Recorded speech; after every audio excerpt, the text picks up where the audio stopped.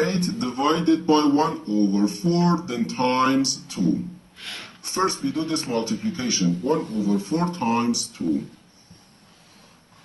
2 divided by 2 gives us 1, and 4 divided by 2 gives us 2.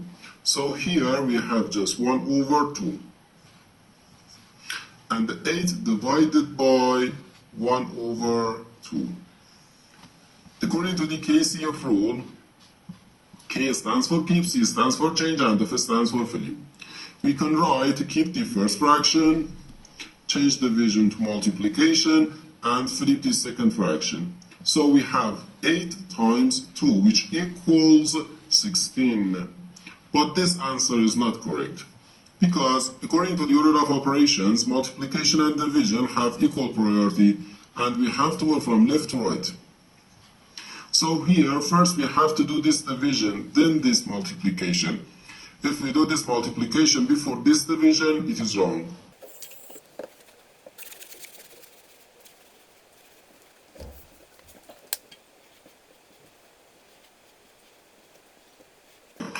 So first we have to do this division. 8 divided by 1 over 4.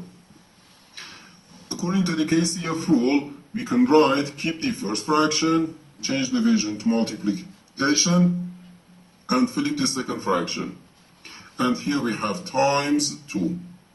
8 times 2 gives us 32.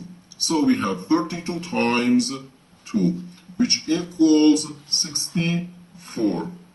And this is our final answer to this problem. The correct answer is 64.